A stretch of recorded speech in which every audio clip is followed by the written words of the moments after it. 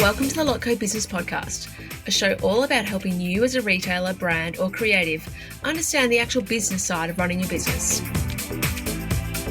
I offer straightforward practical advice about the nitty-gritty of making money from your creative passion. We will be covering bite-sized business and marketing lessons as well as interviews with experts and trailblazers in the fashion, homewares and design industries. My name is Melissa Robbins. I'm a business coach, colour-loving, non-coffee drinking Melburnian. Let's get into it. Hello and welcome to today's episode. I'm super excited to have a guest with me today. I have Janet from Fox and Fallow, who has a gift and stationery range based in Brisbane, Australia.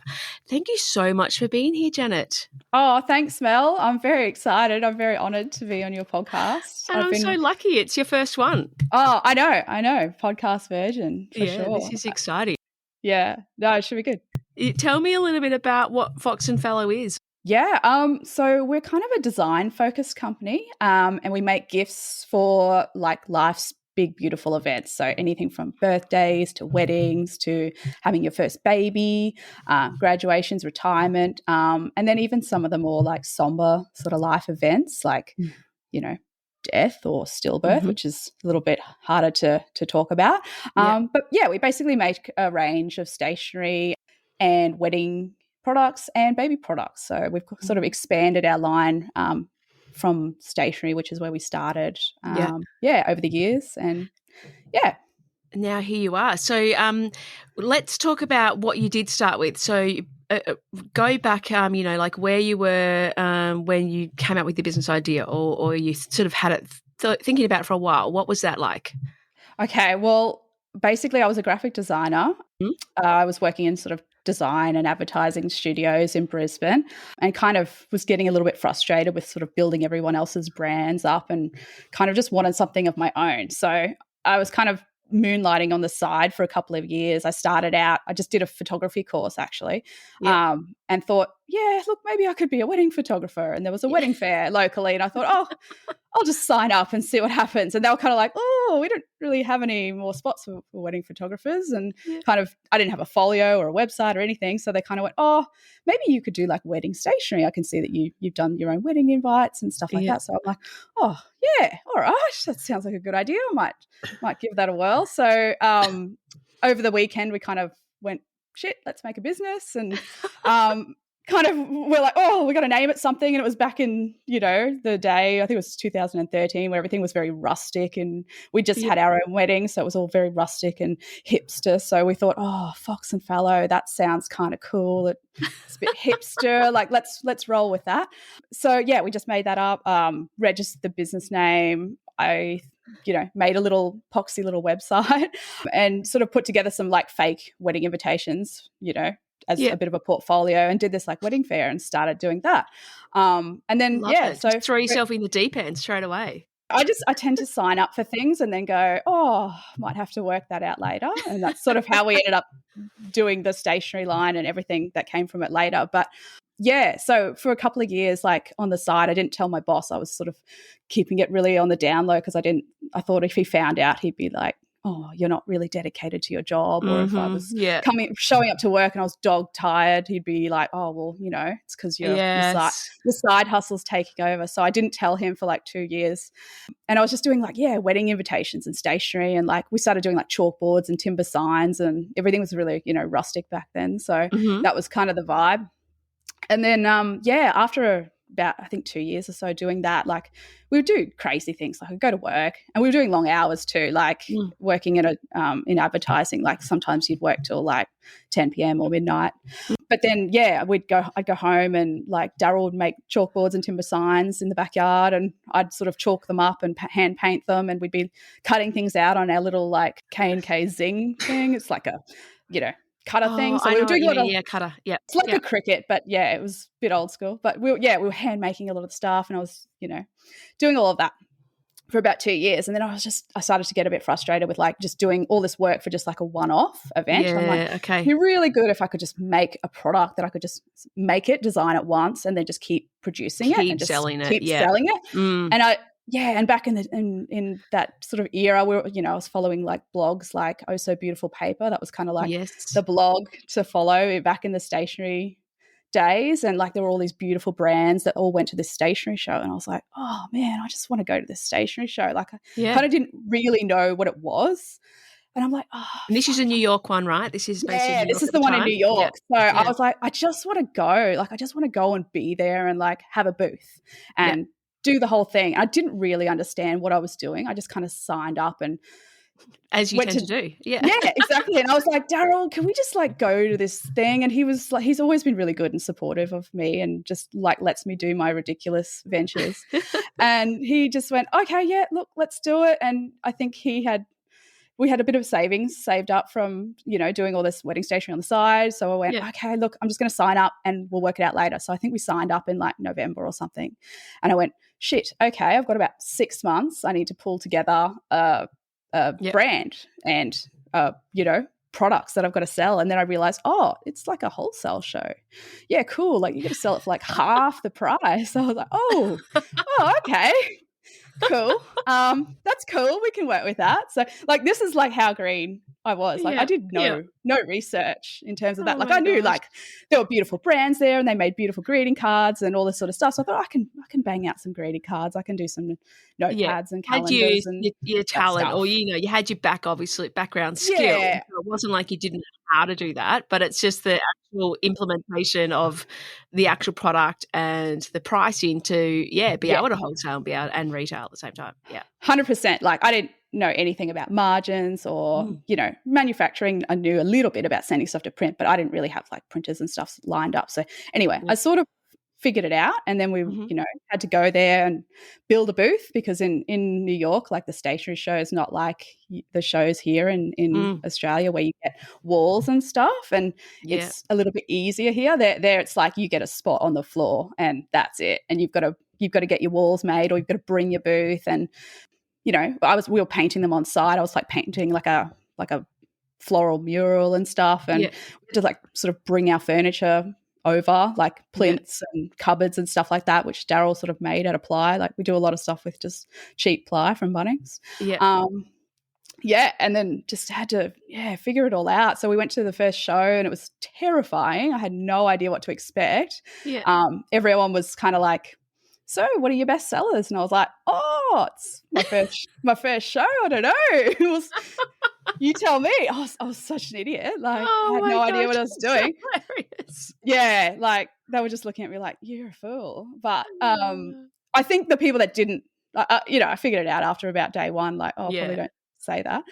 And then, like people kind of assumed, I think, that because we were from Australia, they thought, oh, well, if they've come all the way from Australia and they're going to New York, like they must be like they must be big or must be big. They must be good. There must be a proper brand. So like that's, we'll take a punt credibility on these guys. Straight away.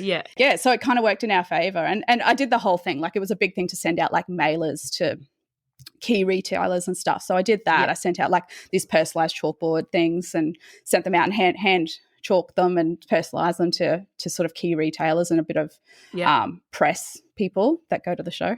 And that really helped and brought a lot of people to our booth and stuff. And because I talk about that now, like with, when I do the trade show essentials and sort of, helping people get ready for trade shows, it's like you've got to do something beforehand. It's not like you can't just turn up to trade shows, I think, and expect everyone just to come to you. You've got to do a bit of prep work. You've got to do a little bit of, who do you actually want to target? What stores would you love to be in? And find the right stores for who your customer is too. Totally.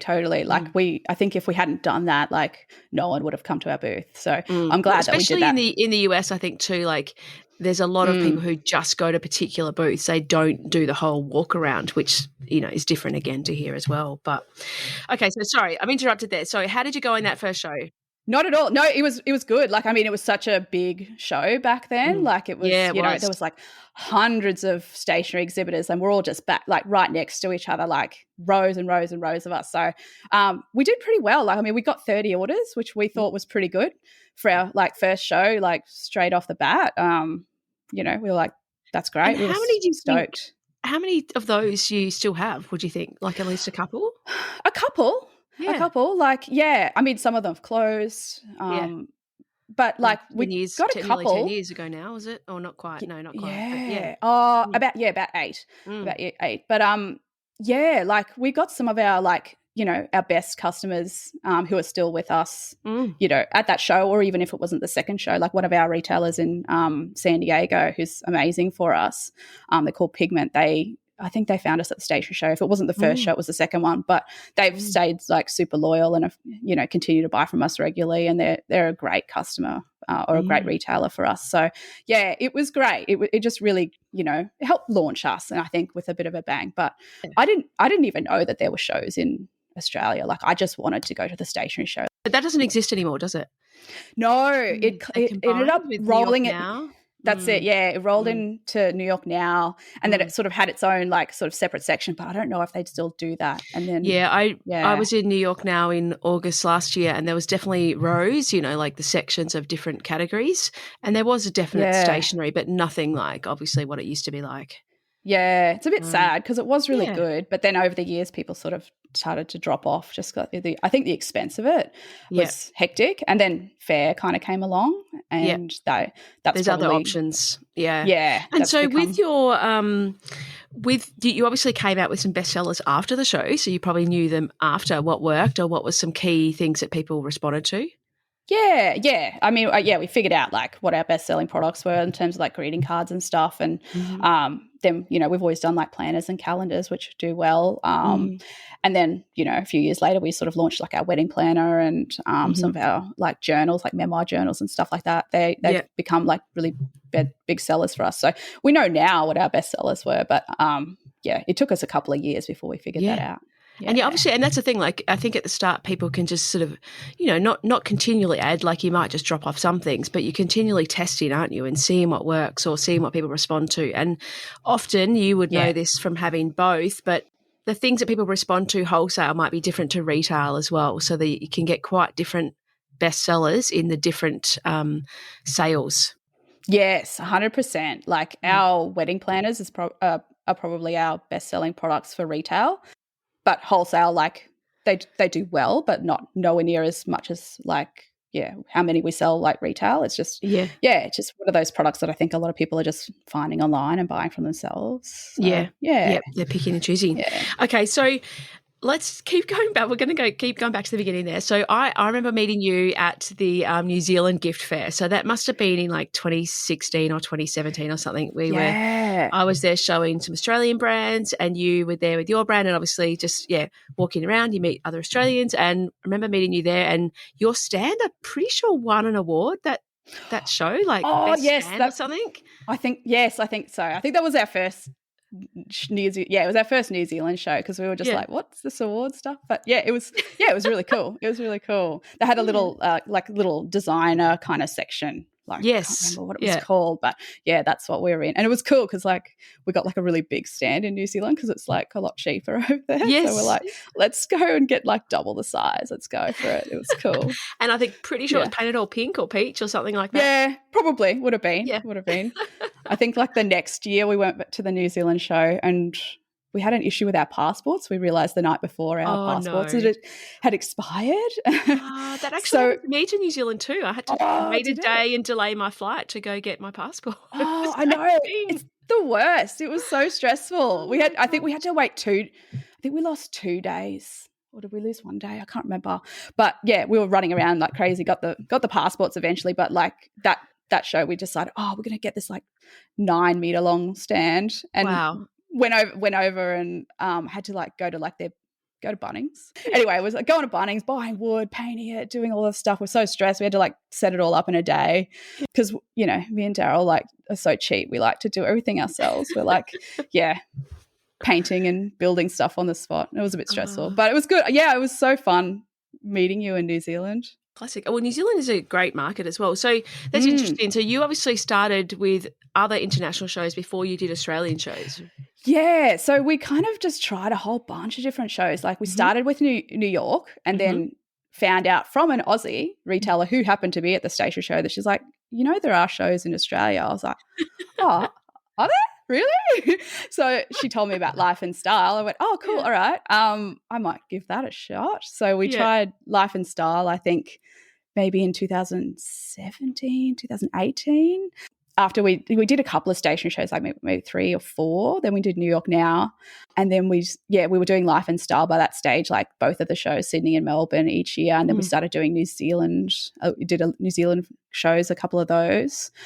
Yeah. And then, it was a tricky time because like I was bringing, like we just had our first baby Ziggy and we were taking him to New Zealand and taking him to Sydney and Melbourne and doing the whole like sneaking out to breastfeeding him in between. It was a bit hectic. And then we had our daughter Frankie. So, but after we had Frankie, we were kind of like, we can't lug both of these kids overseas for these shows. Yeah. We've just got to like cool it for a bit, and we'll just do Sydney and Melbourne in Australia. Like that's manageable. That's okay. And they're a bit older now. They can stay home. We don't have to bring them along. So for the moment, where we're at, we're just going to stick with Australia for a while, but never say never. Yeah. And do you think that's been instrumental in helping you get the number of stockists that you have? Like you've obviously got, I think, did I look on your website? I think you've got over 1,000 stockists. Yeah, we definitely would. And if you count it up, I guess like the bigger retailers and how many stores they have, like it's, it would be definitely over the thousands. So, definitely. Like we basically have been a wholesale brand for many, many years. Now we're sort of doing a little bit more direct to consumer, but trade shows have been sort of instrumental. Like I love doing them. I find them like it's just really exciting, and it's nice to just have all of your stuff on display, and you can make your booth look really pretty, and it really sells it. It's that in-person experience. And it's that physicality of being able to touch and texture and, as you say, talk to you, talk to Darrell, like really get to know the brand, get to know what the whole range looks like, because, there's only so much you can buy from digital and email. And even like I encourage people to do physical catalogues because I'm like, people need to touch something and take it away. And it doesn't have to be a 70-page catalogue or anything like that. But having something physical to see and touch is so important. Yeah, totally. I totally agree. And like we, always do a catalogue, or now we sort of pared it back to just more of a new releases, little sort of shortened version of our catalogue, and then we have like a digital version of that online. But we always like to give them something that they can take away, and it's just nice to catch up with your retailers, see them in person. Yeah, that relationships, isn't it? Yeah, totally. Yeah, it's good. We love them, so I think we'll keep doing them for a long time. I think. Yeah, because I think that's a thing as well. It's interesting because some people, once they've sort of established, they don't continue to go. But I think that importance of connecting with people, not just other exhibitors. Obviously, I've seen you every twice a year, every year for however long it's been going. I know. And it's just that as you actually might chat with the retailer for 20 minutes as opposed to just an email or a phone call. So it's really connecting with people in person and deepening those relationships. Yeah, totally. And I like just talking to other like vendors, like or other exhibitors as well. Like just you get to talk shop, and it's like it's so easy to just like make friends with people. You just sort of like amble up to their booth and be like, "Oh, hey, how's it going? I like your stuff." And then you just start chatting on this like deeper level because we're all sort of in it. We're all like doing the small biz hustle, and we all kind of know what it's like. So it's just cool. Like it's like your people. You get to hang out with your people twice a year. So, it's cool. You can open up connections to suppliers or collaborations or, podcasts, whatever. Yeah, 100%. Yeah, there's so much stuff that happens at a trade show that you just like online's fine, but I think that's a nice way to, keep things going in between the events like trade shows. So, No, that's good. And so in terms of products, like how often do you introduce new products all the time, or how does your product range work? Well, I use sort of Life and Style as our sort of big release times. It's like a nice hard deadline for me that makes me actually pull my finger out and get stuff made. Because when, COVID happened and the shows weren't on, I was a bit like, I might do a catalogue, might make some new products, but I was just very lazy. So it's really good to have these like hard and fast deadline. You're going to show up, you've got to have your stuff ready and it better be good. So that's when we do our big releases. So like February we do our biggest release of the year. This year we did I think it was about 140, 150 products. Wow. Which is huge. A lot, but I think I like making new things. That's the thing that I like to do. So that's why we do so much. And then, our product line keeps expanding, but there are things that we do drop off as well. So we, we discontinue stuff as well, so that it's not just ballooning every year. But then we'll also go to like Melbourne and then probably drop another 50-ish products or so. Yeah. But, sometimes it'll be like planners, and we'll do like 8 styles of planners or 3 calendars or like, 80 greeting cards or something, which is a lot. But, once it keeps it going, and it's a lot of product to keep our retailers happy for the next year, basically. Yes. So we dropped like 4 collections in February in Sydney, which was a bit overkill, but wow, whatever. I don't know. I just had it ready to go. You're ready. You were just on a creative bubble and just got it going. Yeah, I love it. Yeah, and I think sometimes the more we make, the more we sell. So it's just I don't know. It keeps our retailers happy. I think. Yeah, we're just not one of those brands that can just focus on like one particular product and just keep selling that. I get too bored, so that's why I make so many things. And with your retailers, did they? Have you got quite a mixture of like some might be just greeting cards or some are just the planners? Do you have a real mix there? Yeah, we definitely do. We sell to a lot of like straight up stationery stores. So they buy a lot of the greeting cards and the journals, pens, like the more traditional stationery items. But then we've got a lot of baby stores as well. So we've got our baby range is expanding. So we've got baby books, milestone cards, swaddles and blankets. And so you've added gift to your range and stuff as well. Yeah, definitely. Because like the baby stuff does really well for us. And also Life and Style being like it's got the kids in style component. You get a lot of the baby and kids stores. So we've really sort of fleshed out that range. And we've got some cotton bassinet sheets coming in Melbourne. So that'll be cool. So we've got a lot of baby stuff. Yeah. I can't wait to show them to you. I think, the sayings, always if you're in births, deaths and marriages, like that whole thing of people will always be having new babies, they'll always be getting married or, that people are always dying, obviously. So it's like, how do you, I know. You're just, obviously helping people with those situations and adding for those things. But people will always, no matter what the economy sort of is as well, like people will be buying for those activities or events. 100%. And I think people spend a bit more on gifts than they will for themselves sometimes. Yes. But But then we also have like wedding stuff. We sell to a lot of florists, bookstores. They're good for like a lot of the journals and stuff like that. But we've got sort of a fairly broad range of different, quite mixed. I love it. Stockers. Yeah. And so obviously I was just going to ask the question, but I think you probably answered a little bit. But what are some of the big risks that you've taken in the business? Well, I don't know. I think launching in New York was pretty risky. Yeah. Like I hadn't sold a single greeting card at all. I hadn't sold anything. I think everyone was just like, "You're freaking crazy." But I thought like I felt like I can probably pull it off. Yeah. To an extent. Well, look, if it didn't work, you still had a trip to New York, so it wasn't exactly. Yeah, it's fine. We'll give it a go. We'll try it out. But I think it was really good. It was a great way to jump in.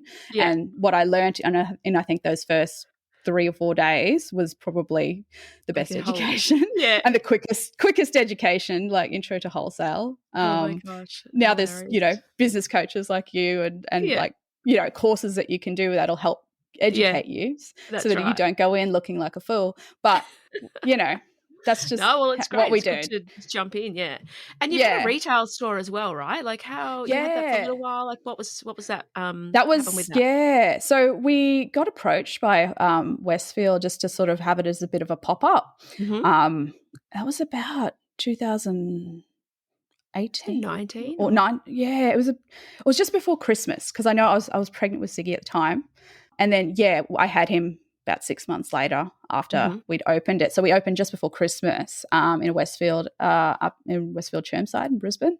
Yeah, so we started it. We did, I think it was a 3-month thing. And then we thought, look, this did pretty well. Let's extend it. And then I think we kept it for about 3.5, almost 4 years. Really? Was it that long? So. I didn't realise it was that long. I think so. Yeah. I have to check the exact numbers. It was a while. But it was good. It was good. But I think we've just spread ourselves really thin. We had young kids, and we're sort of figuring out how to keep the business running while sort of figuring out what it's like to be a new parents for the first time. So that was just it was hard. And like, even just keeping wholesale going was really hard. Like I remember doing like all-nighters in between like breastfeeding Sicky. Oh like, I'd feed him, put him to sleep for 3 hours, go work on the catalogue. He'd wake up again in 3 hours time, do the whole thing, just repeat all night long just to get my catalogue done for Life and Style. This was like he was about 6 weeks old, and I brought him to the show. It was just horrible.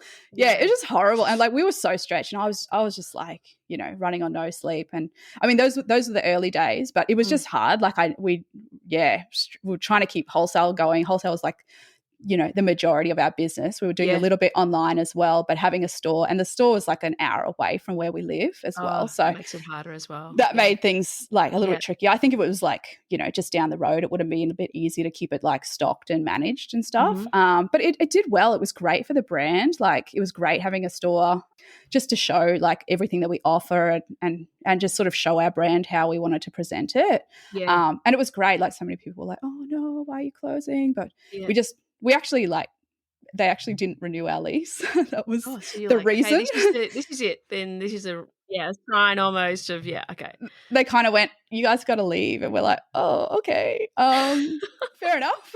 But like, we only wanted you for 3 months, but no. I know, I know. They were kind of just like, you guys got to get out. So anyway, we just went, look, we got to call it. At that point, we were like, this is really hard. It's making like it was just spreading our resources really thin.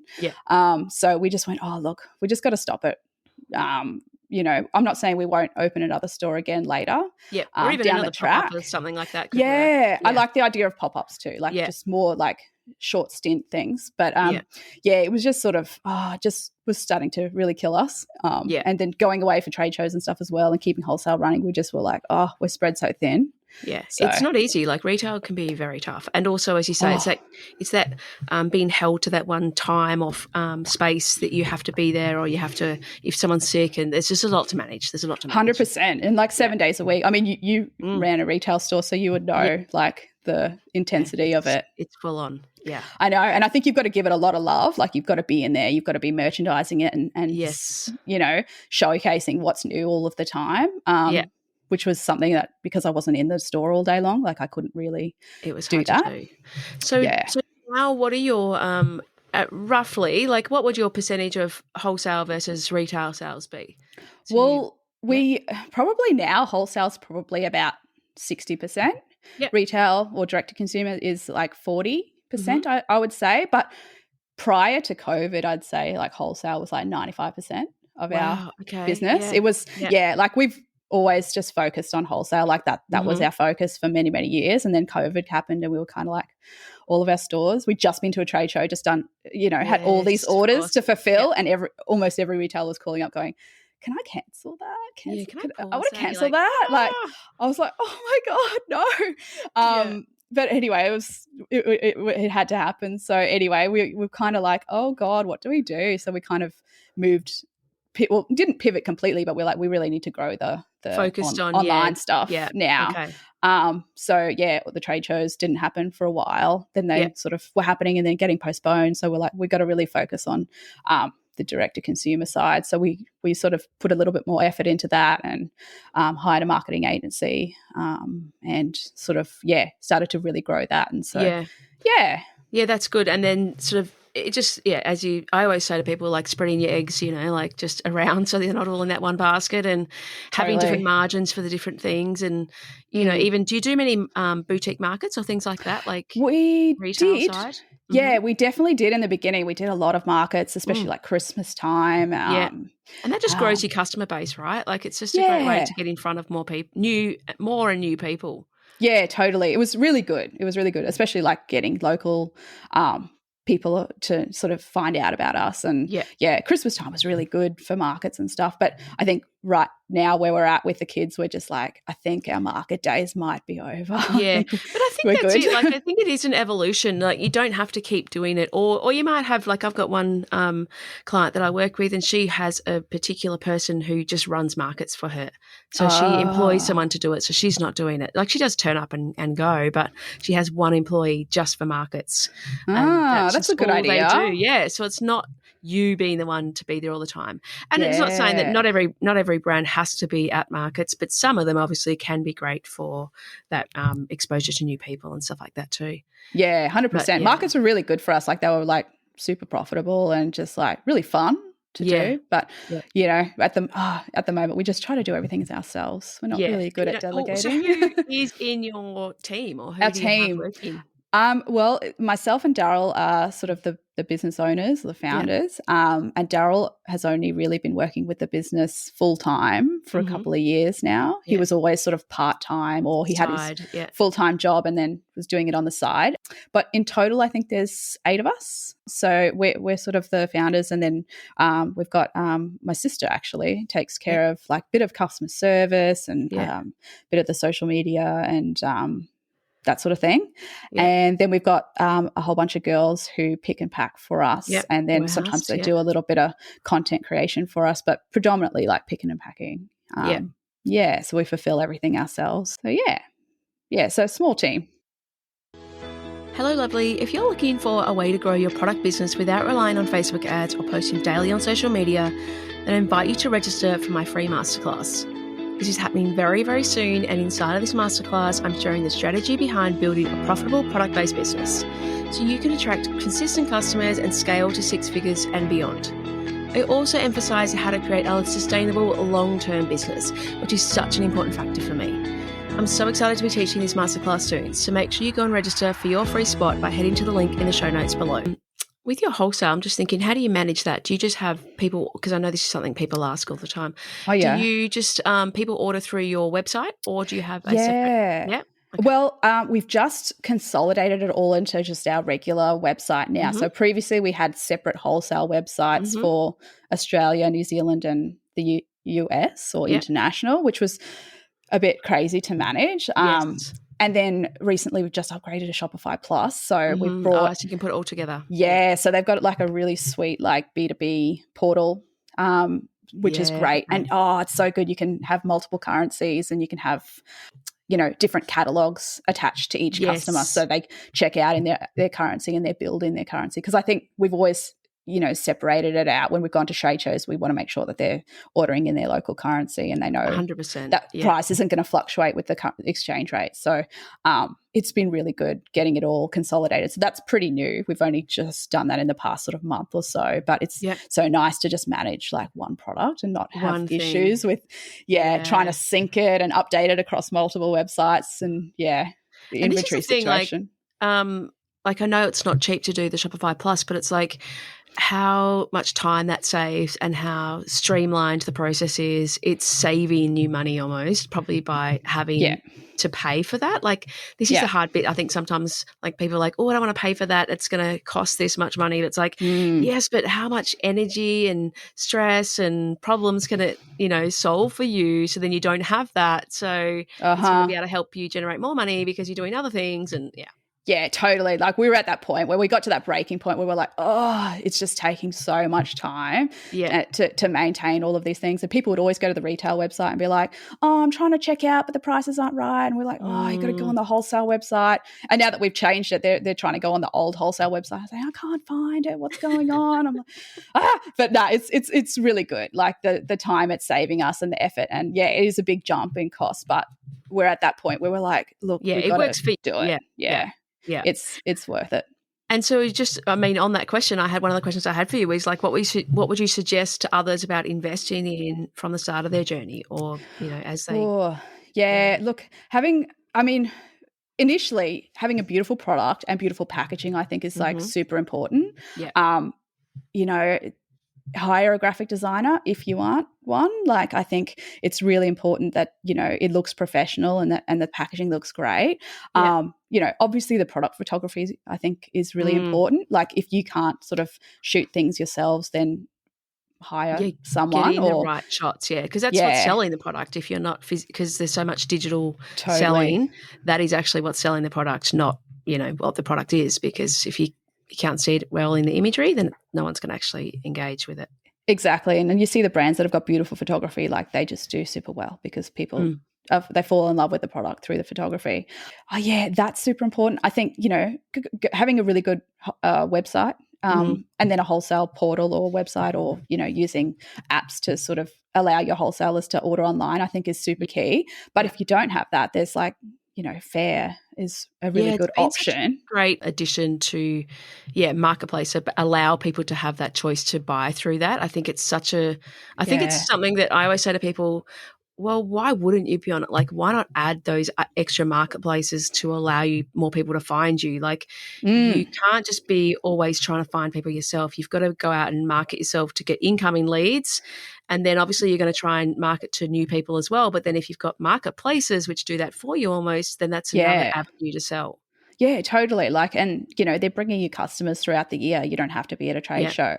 But I think doing both is super key. But yeah, if you haven't got a wholesale website, I think just jumping on Fair and using that as your wholesale platform, I think is totally a great idea. It's just we'd already built our wholesale side out prior to Fair coming. So, you know, we sort of had invested a lot in that. So we do want to keep that as sort of our primary place where 100%. Our retailers order and stuff. But we do like Fair as well. It's really good. And their system's amazing. But I think just in general, like being scrappy, like you don't have to spend a lot of money on things. Like I see some sort of people who are just starting out, they spend a lot of money on accommodation or spend money on, you know, getting people to their booth, like getting people to paint their booth. I'm like, just paint it yourself. Like you don't have to pay that money. Like the shows are going to rip you off when they charge you for some of that stuff. And you can just stay in like a dingy hotel. Like we stay in the dingiest places usually. Like Ibis budget is your friend. Like, and some of the places, I remember when we were in New York, we stayed in New Jersey because we were too cheap to stay in Manhattan. Oh my gosh. Yeah, man. We stayed in the dodgiest. It's crazy. Dodgiest, like motel, and it was like smelled disgusting. Like the curtains, I swear, had been like spewed on. They smelled disgusting, and the carpet was just foul. And we'd just catch like the community bus over to the show each year because we're like, oh, if we go in an Uber, it'll take like an hour to get there, and we'll be paying like a absolute fortune. So we caught this community bus, and it would be like literally like duct tape on the backs of the seats. Like that's and they'd be like, we'd be like, how much is it? And they're like, oh, $2. And then the next day they'd be like, oh, it's $3. But we're like, okay, whatever. It's so cheap. That's great. So that's like how like scrappy and cheap Darrell are. Like we're so like funny. Literally like make everything ourselves. I mean, not everyone has like, you know, carpentry skills. Daz is very handy. He can do that sort of thing. But like literally we just go to Bunnings, buy a lot of ply, buy a lot of paint, and like we make most of our stuff ourselves. I did, I for a trade show I think it was in Sydney, we had Besser blocks and then pieces of timber in between. Like that was the stack, and that's cool. It fit with the brand at the time. But you don't have to spend huge amounts on, you know, you're spending money on the trade show, like that's a good investment because you're actually getting in front of people. And I think that's something as well I talked to someone about yesterday, like the money that if you are sort of apprehensive about spending money, spend money on things that actually generate you sales, like a salesperson or, you know, actual trade show, or marketing. So actually things that generate you sales. If you can, you know, learn, or even learning new things, like I said to people, the things you learn in the stuff that I teach you, you'll have that forever. Like it's not like you have it once and you can use it. Like you'll be able to apply it for everything else that you're going to keep doing. So it's going to bring you money ongoing. Like it's not a limited time span. Yeah, totally. What do you think are key areas for, I mean, maybe we sort of touched on that already, but like to business success, like for you, you know, do you spend time on that, as you said, design or development? Like what are some key things that you think are relevant for building that success in a product business? Yeah, I do spend a lot of time on the design. Like I look around and try and, you know, keep everything as part of like a collection. So there's like a concept for everything. So everything sort of sits nicely and it merchandises nicely. Yeah, I think keeping it fresh, keeping your line really fresh, especially when you're showing up to trade shows and people are like, what's new? If you haven't got anything new to show them, I feel like they're a bit like, oh, okay. I don't know. That's just what they like with us. I mean, and it's easier, the products that we make. It's not like we have super high, like they're fairly low price items. So it's pretty easy for us to keep things fresh and keep coming out with new products and stuff. But I think that's important though. Like you got to keep evolving, and I think people need to you're always going to have new customers find you, so it's okay if they might look at things, view things differently, but then also have new things for the people and continually evolve. And I think that's another point actually, where if you're a brand that sells direct to consumer and wholesale, getting that mix right is not easy, because you sort of want to have new things for your wholesale, but then you also want to have things constantly for retail dropping in. So it's also keeping those customers interested. Yeah, and that's tricky too. Like we have products that don't really sell to direct to consumer, like greeting cards. Like some people buy them, but generally you wouldn't be marketing greeting cards because they're such a low priced item, and why would you buy them online? It's a thing. So that's more of a wholesale product for us. But then there's things like our wedding planners or our memoir journals or our baby books there, and like swaddles and blankets. They're definitely like key retail products. But luckily they do well for wholesale as well. But yeah, like retail's, it's trickier, the cadence of things, I guess, because wholesale will, drop like a massive amount of products in one go. And then sort of, I guess, throughout the year, we're dribbling it out to retail saying, oh, this is this new collection that's just launched. And sort of it's tricky because we don't like indent, I guess, sort of. And I guess as well, but you don't, I guess understanding that your customers that you have online are probably different to the customers that the stores have too. So you're not necessarily talking to the same people. Yeah, exactly. Like the people that go in and shop in store, like want a different experience to the people who are shopping online, 100%. Yes. So we find that there's not a lot of like overlap or issues with selling to both. Yeah. And so with your marketing, what do you focus on? Like what would some key elements that you use? We try to do a lot of EDMs. EDMs are great for us. And we're giving a bit of money to Zucks with Facebook. Meta. He's taken a good chunk of our cash. So we're doing Facebook advertising.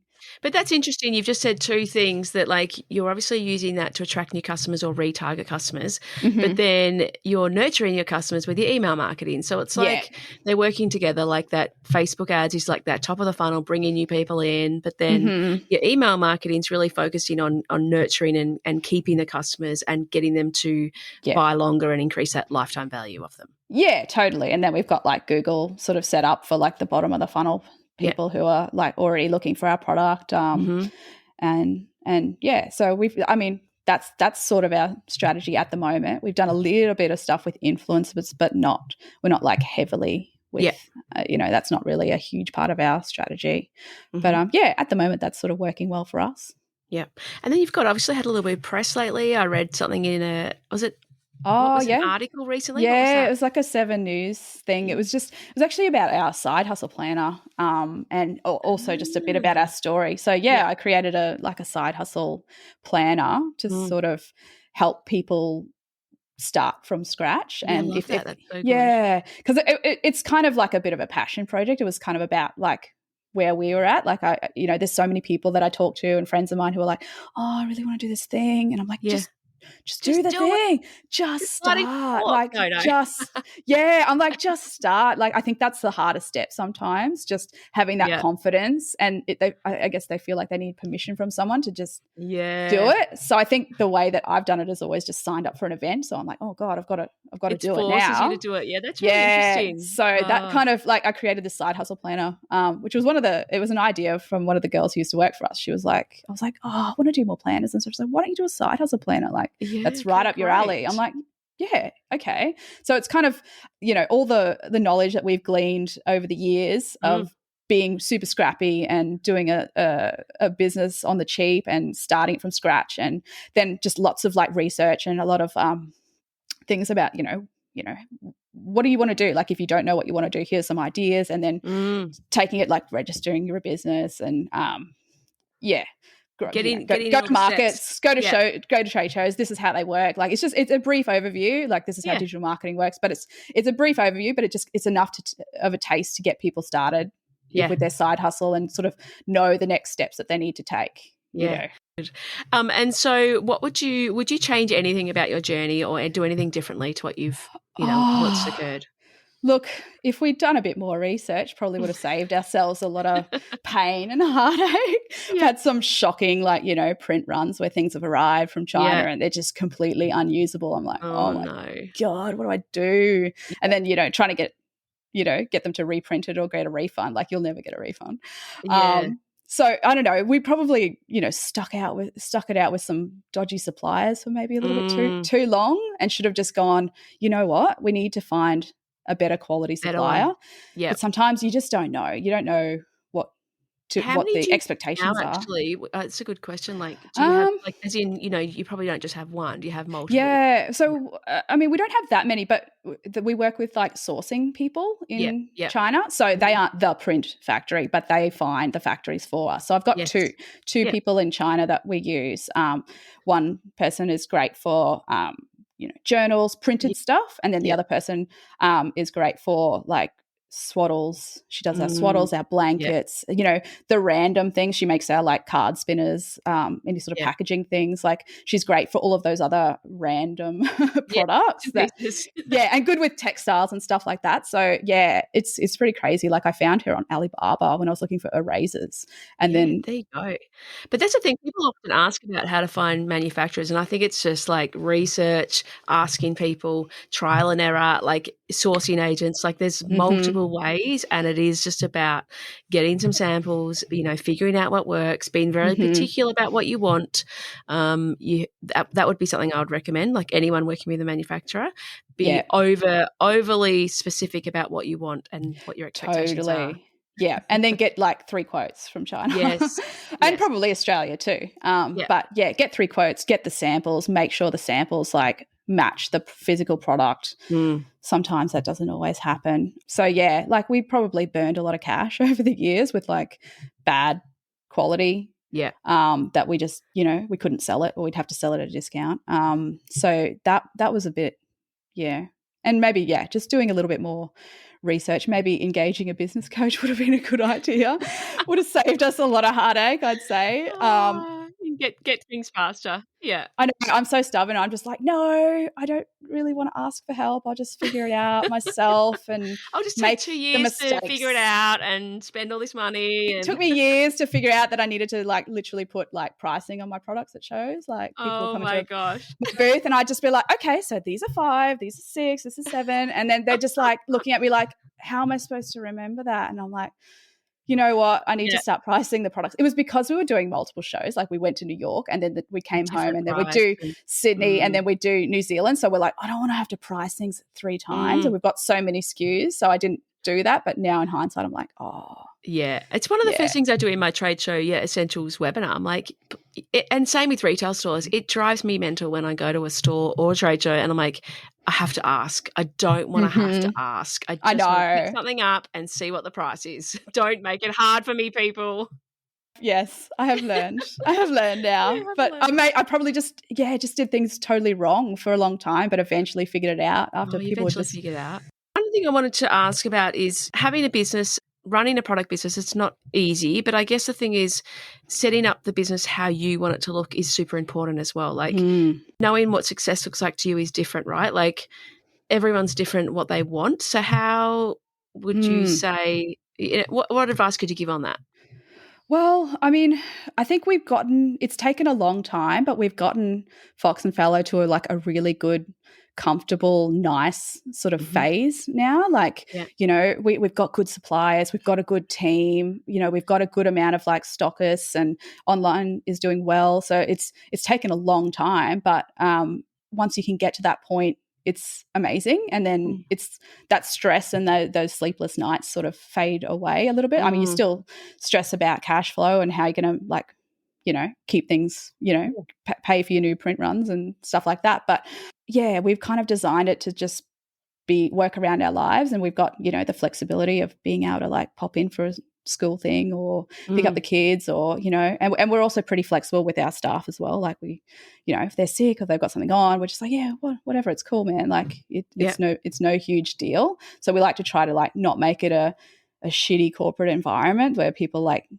feel like they're going to get in trouble if they're late or they have to take a day off. Like, you can just, when you're sort of the boss, I guess you can call the shots and make it like the environment that you wanted it to be. When if you're working at a corporate job before, you can sort of make it better and learn from the things that you didn't like. But it's great. Like, I don't know, I really love like making products and, you know, making new things and selling them. It's like super exciting for us. And, you know, we're still pretty small. So mind comes to life and yeah, totally. Like, we're small and nimble. We can do, you know, sort of wing it and do things how we want to do things. We don't have any investors or sort of any sort of constraints. So it's really cool. Like, me and Darrell will like jump in the van and drive down to Sydney and Melbourne, and it's a nice little road trip for us. And, you know, we can be really last minute and stuff. So we get to design it how you want it to look. How we want it to be. Yeah. It doesn't feel like constraining like working in a corporate environment was, I think.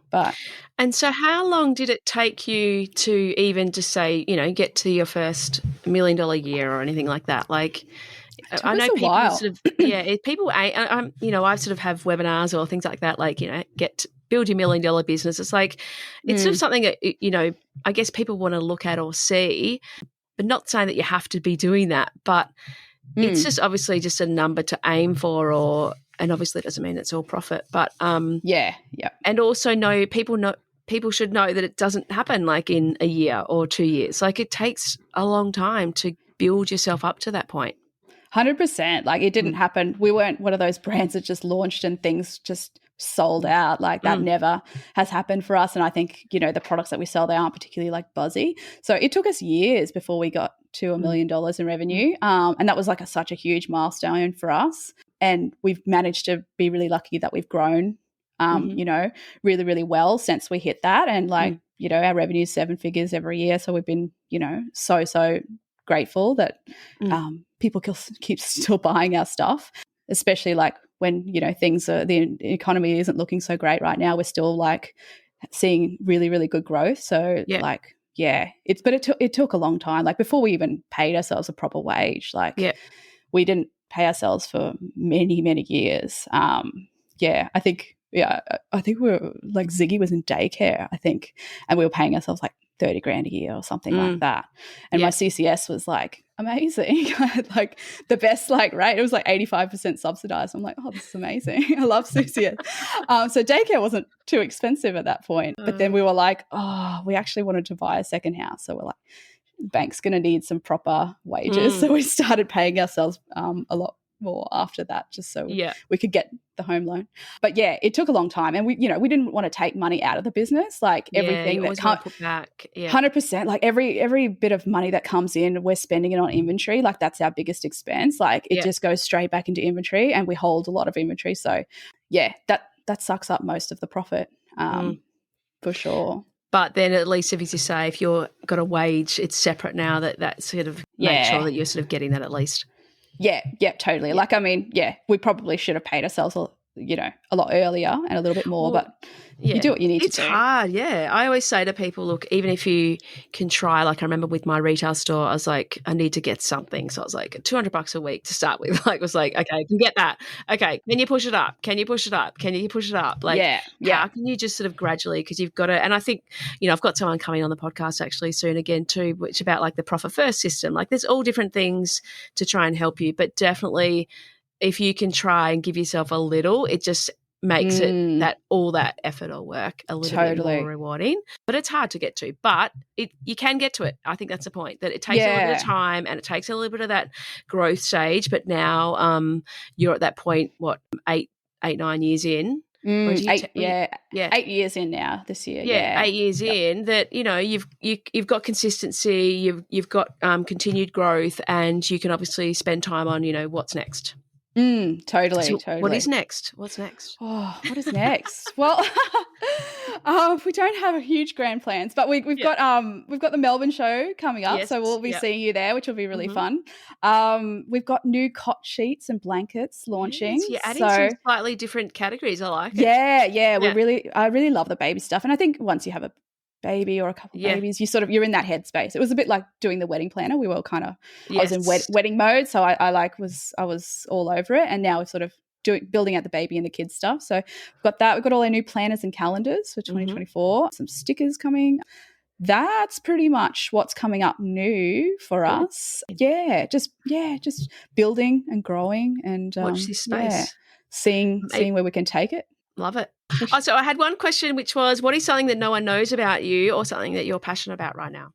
Oh, that I'm probably just a big country bogan.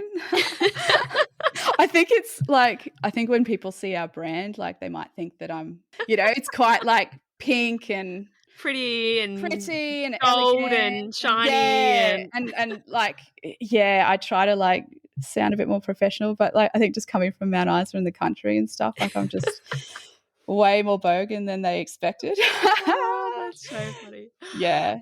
There's nothing wrong with that. Nothing wrong with owning your roots. And keeping it real. Obviously, I'll put all the show notes. In the show notes, I'll put all the links for, where people can follow you and to what your website is. But it's all just Fox and Fallow, right? You can find it all there. Pretty much, yeah. It's just foxandfallow.com. All our handles are just Fox, A-N-D, Fallow. Perfect. Easy I'm to find. sure lots of people will be checking out all your different offerings and all the new things. And, look forward to seeing you at the next trade show. Oh, I can't wait. Thanks so much, Mel. It was like I'm super honoured to be on your podcast. And I listen to all of your podcasts all of the time. Thank and you I see so you you're always at the top of my feed every time I open up my Instagram. Too much reels. Well, at least it's good. It's good. But like every time I listen to your podcast, I'm like, shit, I've got so much to do. It's like I come away with like 5 points of homework. I'm like, oh, Mel. I know. You're killing me, man. But that it's is good. One of the things that people say, it's like that overwhelm. But everyone experiences it, I guess, as well. But no, it's super helpful and super good advice. And like I think what you're doing with the Lotco is amazing. It's like no one's doing that in Australia or overseas, I think. Like I think just the knowledge that you give to people is incredible. So I think thank you so much. Yeah. Anyone who's like starting a brand or is like exhibiting at trade shows or just trying to run a small business, I think needs to listen to everything that you've got to say because it's super valuable. Thank you so much. That's all right. I think that's it. I think it's the combo as well. Like, there's obviously lots of e-commerce advice or different pieces, but it's the whole thing that I sort of try and have that is different. It's like it's wholesale. It is also your pricing, your margins, how you run your business, how you market your business. Like it's the whole bit of, kit and caboodle. Totally. So it's not just like one thing, which might be too much for some people, but it's like how to have that profitable product business that's going to be, around in 5, 10, 15 years. That's what you want to have. Yeah, and totally. Yeah. And you've actually like done it yourself. You've been there, done that. Like there's a lot of coaches I think out there who are, they haven't actually experienced what it's like. So you've been in the trenches, you know what it's like. So I think that's like, you've got that unique, honest perspective. Yeah. I was painting my trade show booth at, I remember midnight one night back in Sydney in the day. I know. It's so shit. They won't let you do it anymore though because I think we got paint too many places. Anyway, it's so funny. Yeah. Well, thank you so much for being here. I really am. I think everyone's going to be excited to hear your journey and to hear more about it and to follow along and see, where Fox and Fallow goes as well and what else you bring out next. Oh, I hope so. Thank you, Mel. It was super fun chatting to you. I'll see you soon in Melbourne. Yeah, see you soon. Thank you so much for listening to the Lotco Business Podcast. If you enjoyed this episode, please make sure you subscribe to receive future episodes as they are released. And I'd be so grateful for a review on Apple Podcast. If you would like a copy of the show notes or any of the links mentioned today, please jump onto my website at thelotco.com.au/podcast. Have an amazing week and I look forward to chatting to you again soon.